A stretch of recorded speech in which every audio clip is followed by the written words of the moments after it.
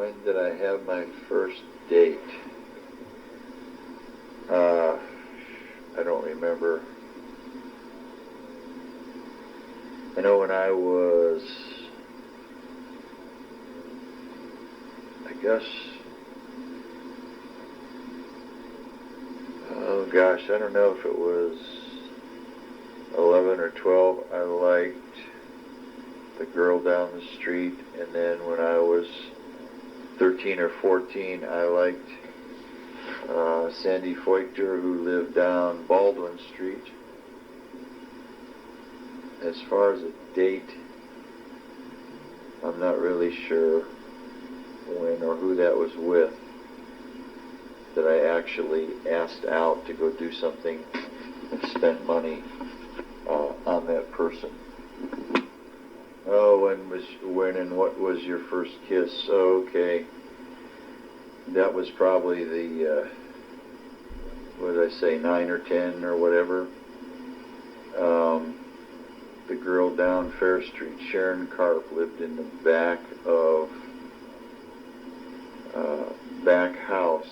There were two houses real close together, one kind of in front of the other. So she lived in the back house, two houses past Baldwin Street. And this was across the street at Ronnie Drager's house, where my brother had a friend that used to hang out there. Well, Ronnie Drager was his name, and a friend of my brother's.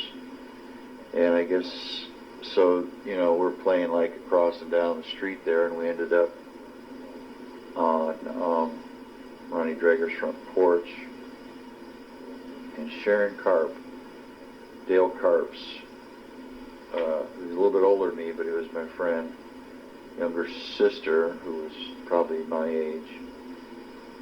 We were sitting on the front steps, and we liked each other. And I don't know, I just kind of, I guess I wanted to kiss her, and she wanted to kiss me, and I just like growled and then kissed her. Why? I have no idea, but that's pretty much what I did. And then I think I said, sorry if I scared you, but I wasn't sure if it was because of the kiss or because of the growl. So you figure it out. What did I enjoy reading as a boy, and what were my most memorable books? Well, about the only book that I remember reading part of, and my mom read part of, we read it together, was Lou Gehrig, Boy of the Sandlots. And because I just wasn't a reader, I didn't like to read. It took up my time. I felt like I'd be doing something else more productive,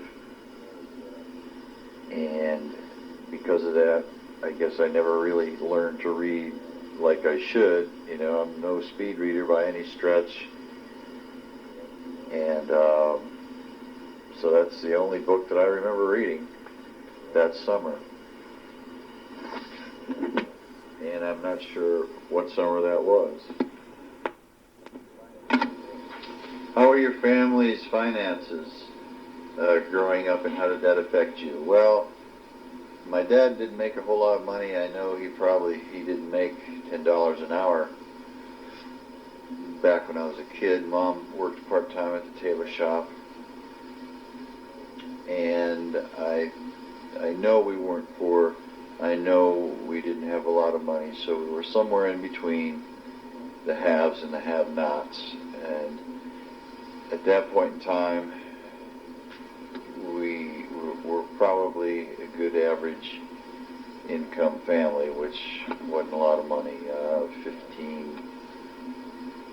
25,000 maybe a year. And we managed to eat pretty well on occasion, not always.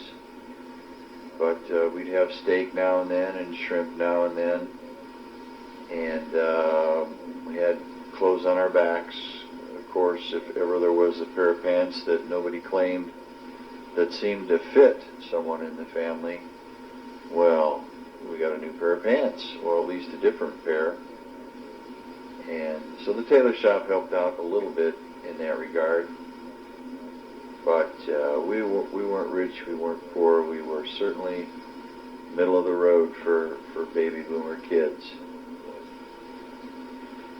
Second question, is there someone special helping you with your Christian walk? Is something special about that person? Well, there isn't anyone special, or there wasn't anyone special. I have to say that Barb is probably a real good example of a Christian mother. She doesn't always make the right decisions, always say the right things, and we disagree somewhat there. But she's a cradle Catholic, and hey, what can you expect? Only kidding, only kidding. The fact is, she's probably the best Christian mother I know personally. As far as helping me personally with the walk, I would have to say that my Heavenly Father and His Son, they got their hands full with me, and they always did have and always will have. I probably missed my calling somewhere years ago, and they're still trying to straighten me out. And I hope they win before it's too late, as do I hope they win with anyone listening to this tape before it's too late. So there, how about that? When did you first learn about sex? Don't really know when, but where was probably over at one of the older kids' house in the neighborhood, and a couple of them were talking about some crazy things involving their penis, and I just, you got to be kidding me. That's kind of bizarre. And so I didn't really realize that was the beginnings of my sex education, but I guess it was. Later on, somehow girls came into the picture, and somebody said that they were involved, and they were the other side of the equation, and then eventually there were babies and so forth and so on. But I think the way we treat sex is kind of a bad thing. Everybody's kind of afraid to approach it in some way or another, but yet they've been involved or will be involved in some way or another. And it's kind of like Santa Claus. We let kids find out for themselves that there's no Santa Claus, and it's like a cheap trick on the real young generation to see how they respond to it. And in the same way, it's kind of a cheap trick on our younger generation to let them learn about and hear about sex from other people and see how they respond to it. In most cases, we don't see how they respond to it until it's too late and something may have gone wrong. So I think somehow that ought to be changed. I'm certainly not the person to do that, but I think somebody should take initiative and say, okay, we're not telling kids that there is a Santa Claus. Tell them that the spirit's here, the spirit's real, but the guy's really a hoax. And then kind of go, when they get older, into the sex thing and go, step A, B, C, D, and so forth. And this is natural, this is not natural, this is okay, this isn't okay, and so on and so forth. And I'm thinking a lot of people probably don't have it right yet as far as sex goes, because when it comes to the partner thing, they're a little mixed up, and there's two of the same kind. So I hope somebody straightens us all out before it's too late.